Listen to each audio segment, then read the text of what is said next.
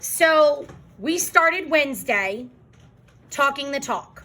What is a polynomial? We understood degrees, how to classify it, and understand what degree each polynomial took. We understood that there were 3 different names, right? Okay. Then we came in yesterday and we said, let's use that verbiage that we learned, and now let's add and subtract those things, right? And so we learned it was all about combining like terms, things that look the same. Today, we're going to actually multiply them, okay? So if you look at our first example, I'm going to take you way back to 6th grade, okay? And does this look familiar? This model right here, letter A. This right here. Does anybody know what that's called? Right. It's a sort of a tape diagram. What do we call them? Box method. Some people call it box method. It's an area model, right? Because if you think about it, you're basically taking this times this to get what's inside the box, and that's the area of that section. So it's an area model, and it was a way for teachers to break down multiplication in a visual, for kids to organize the steps of a big multiplication problem and get the answer. So if you notice, like 20 times 2 is 40, 20 times 40 is 800, 20 times 300 is 6,000.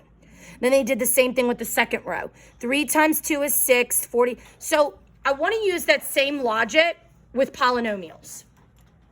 So anybody ever heard of a Punnett square? See now, isn't it kind of the same thing? Like you've got your mom up here, you got your dad here, and you're cross-referencing blue and brown eyes to see what genetics they'll have. Same exact process. So let's think here. Let's pretend that this is dad, and let's pretend that this is mom. Let me use my pen so it's a little bit clearer for y'all to see. So how many columns would I need to represent dad?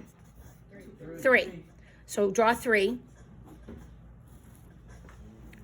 Okay, and how many rows would I need to represent mom? 2. Is that right?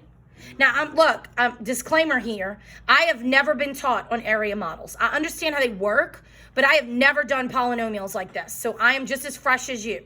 You're probably way better than me because you've done them before. So I'm going to put dad's terms up here. So I'm separating them by terms. You see how I did that? Now, I did it like a Punnett square because I'm used to seeing it like that. Doesn't that look a little more efficient? I like it better like that. So then what you did was you multiplied this times this to figure out what's in the box. So what is this times this? 6x squared. Now see, we pause because you remember, man, there's something I have to remember. Look at Miss Blanchard. Boom, right behind us. All your exponent rules. Okay? You've got to go back to that. So when we're multiplying exponents, we have to add them. Yesterday, we didn't touch the exponents and we didn't touch the letters. Today, you are. So you've got to be careful with that, okay? All right, so what would this box be? Squared, because it's this times this. Okay, what is this times this? 8x squared, very good. And then 4x times 3. 12x, and then this would become 4x, and this would become 6. Now that you have it all multiplied, you combine terms. So what's my highest exponent? The 3. So I'm going to write that first. It doesn't pair with anything, so I'll cross it out. So now the next one, 2. So these two get added together to give me 17x squared. And then these two add together to give me 12 and 4 is 16x. And then the 6 is by itself. And look at that. I've just multiplied a polynomial. Check for standard. 3, 2, 1, 0. Box it in. All right, let's look at the next one. Let's step away from the whole idea of mom and dad here, right? How many terms do I have here? How many here? 3. So I need what shape box? 3 by 3. Very good. So go ahead and draw a 3 by 3 box.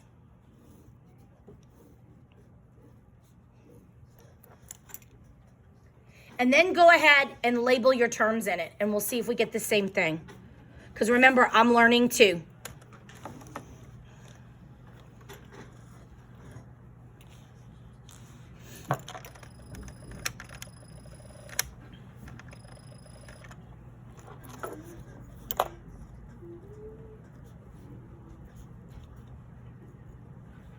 Okay, check yours. Does it look like mine? All right, now go ahead and multiply it for me. And I'm going to multiply mine, and we're going to make sure that we match. So everybody's going ahead and multiplying in their area model.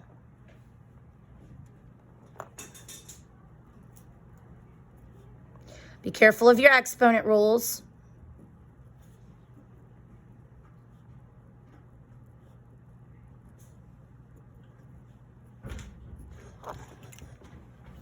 And when you got yours, look up and see if you wrote the same thing as me. Gotta check me. I'm not an expert at this.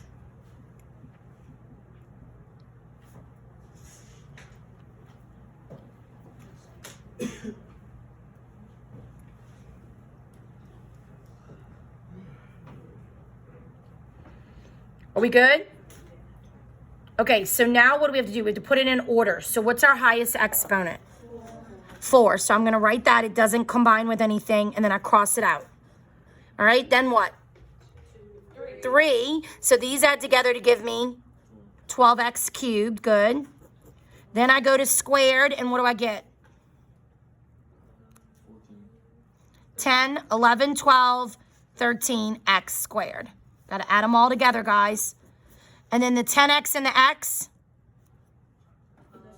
11x, and then the 1 hangs on at the end. Is that a polynomial? Yes. How many terms does it have? 5-term polynomial. Very good. All right, so turn the page. Now do one on your own. So do D. I'm going to give you about a minute.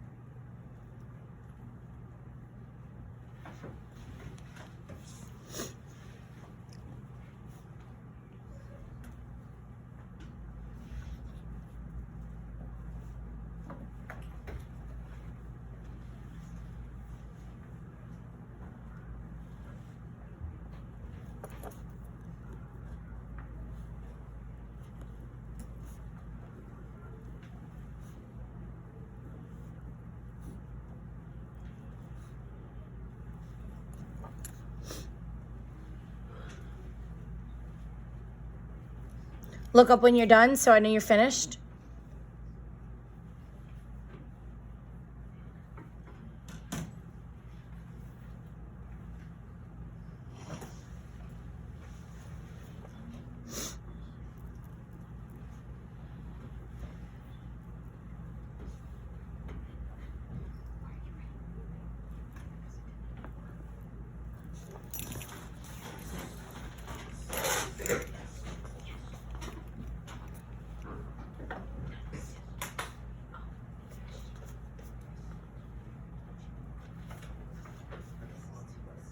Okay, so talk to me about this method. Easy. It is easy. What else can you say about it? Did it strike anything familiar to you, what you were doing?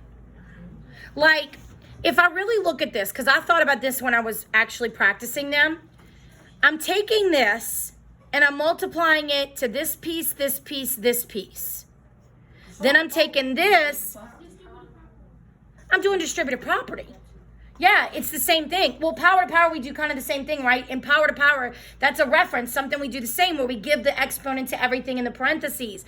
It's the same thing as distributive property. So what if instead of drawing this whole model out, because that takes what? Time. We just use distributive property to do the same thing. So in true Eureka fashion, our first example is the hardest example. But that's okay because the ones we're going to do after are going to be much easier. So look at exercise 2. Notice it's 2 polynomials. It's actually 2 trinomials that we're multiplying together. So instead of doing the box method, let's use distributive property. The whole concept of just taking this 3x squared and multiplying it by each piece in this one. Then taking x and multiplying it by each piece. Then taking -1 and multiplying in each piece. Then you get this big long polynomial. What you got to do with it? Combine your terms. You got your answer. So let's try it, okay? So here we go. First one. 3x squared times x to the 4th. 3x to the 6th. Very good. 3x squared times -2x. -6x to the 3rd. Remember, we got to keep using our exponent rules the whole time. 3x squared to 1. 3x squared. Good. All right, so we did the first term. Let's do the second one now, which is x, 1x. X times x to the 4th. Good. X times -2x. Nope. -2x times x. -2x squared. X times 1. X, good. All right, then -1 times x to the 4th. -x to the 4th. -1 times -2x. -2x. X times 1. X. Y'all confusing me. -1 times -2x is -2x. And then -1 times...